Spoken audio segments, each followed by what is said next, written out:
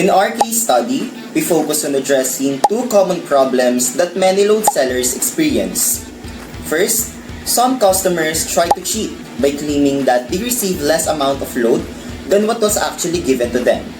Without any proof of the exact transaction, sellers often had no way to defend themselves, which leads to misunderstandings and financial losses. Second, customers often make mistakes when typing their mobile numbers. When this happens, the load is sent to the wrong person, and the seller has no way to retrieve it. These errors cause unnecessary losses and frustration on both sides. To resolve these issues, our system includes a receipt feature. This receipt serves as clear proof that the load was sent to the correct mobile number and shows the exact amount processed. With this, sellers can avoid disputes, prevent cheating, and protect themselves from losses caused by incorrect inputs or accidental errors.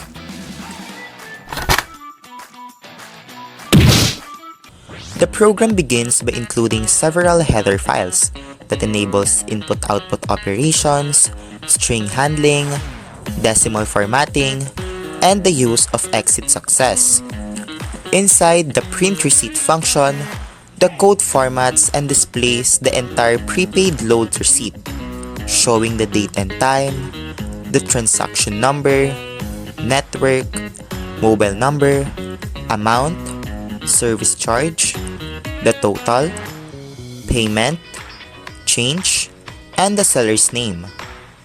In the main function, a while loop allows the program to handle multiple transactions.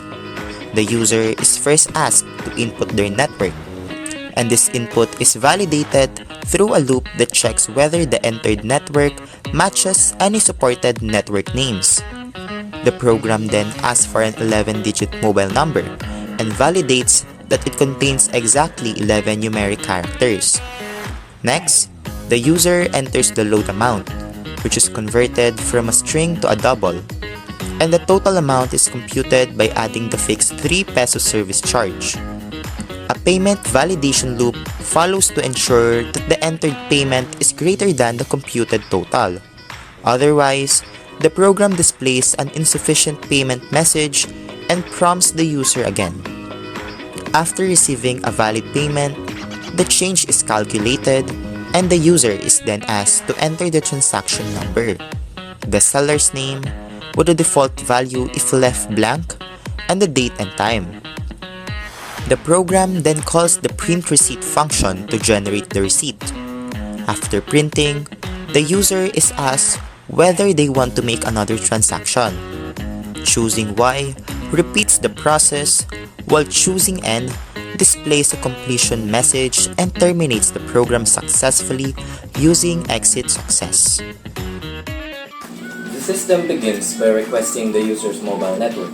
If the user enters an incorrect or misspelled network name, the program automatically stops and does not proceed to the next step. Once a valid network is provided, the system then asks for the mobile number. After the mobile number is entered, it proceeds to request the desired load amount. Next, the system prompts the user for the payment account. However, the process will not continue if the payment amount is incomplete or insufficient. This is because an additional 3 pesos fee is applied to all load transactions. If the entered payment does not meet the required total, the system displays insufficient payment and cancels the transaction. If the payment is valid, the transaction proceeds, and a transaction number is generated and displayed on the user screen. The user must then enter this transaction number into the system. After this, the user is given an optional field to input the seller's name. The system then asks for the date and time of the transaction. Once all the required details are completed, the system displays the load receipt. After showing the receipt, the program asks, do you want to make another transaction? Y for yes and N for no. If the user selects Y, the entire process repeats from the beginning. If the user selects N, the program ends and displays transaction successful.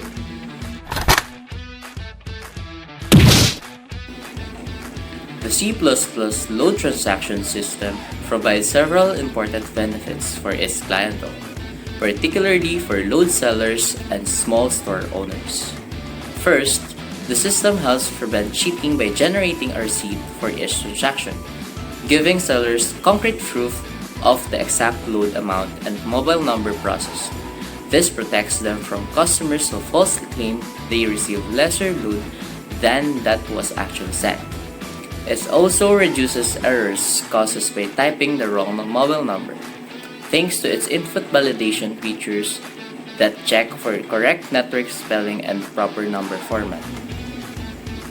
By blocking invalid entries and verifying inputs, the system prevents load from being sent to the wrong person, avoiding unnecessary financial losses.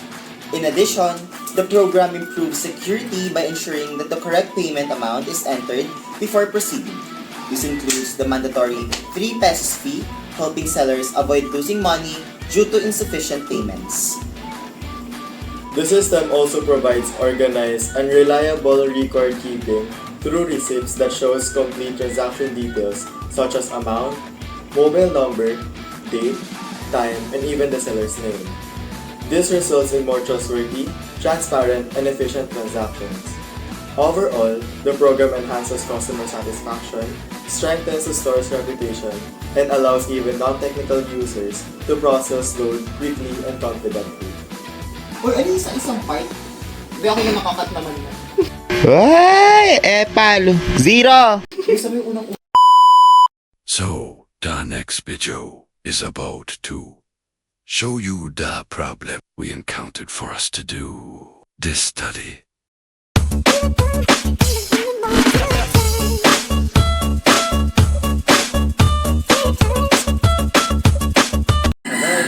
Oo nga. Baba. Matalino talaga yung anak nila yun. Kaso nga lang, buntis.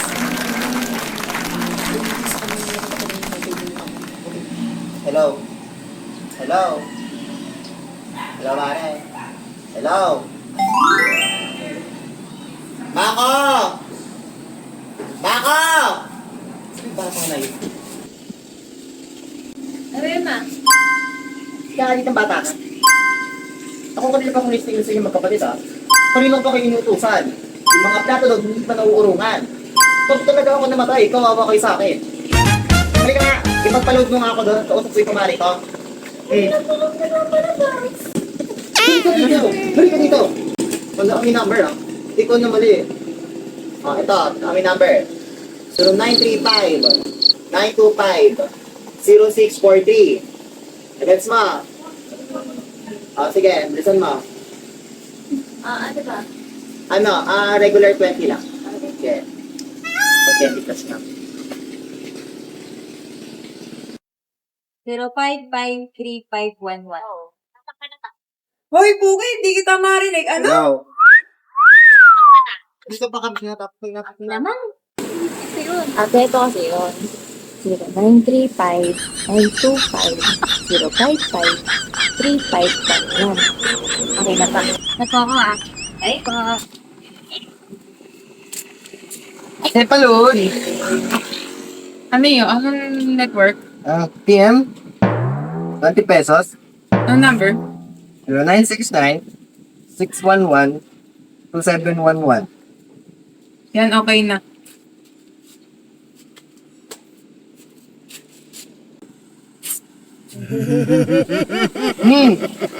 Ate! Bakit? Bakit kulang yung pumasok? Pinanood ko sa'yo. Tingnan mo. 20 lang to. Ay, nako. 50 talaga. Ato, 20 lang to. 50 talaga. Basahin mo. 50 talaga. 20 nga lang oh. Ayun oh. 50 talaga. Sige, sendan na kita.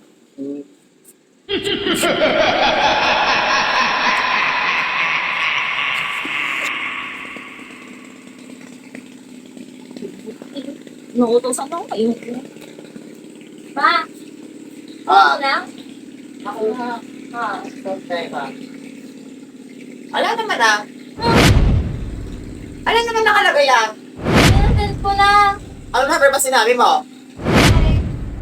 0935-925-055-3511. Ay, mali! Kami pa po! Ang number! Ito bata ko.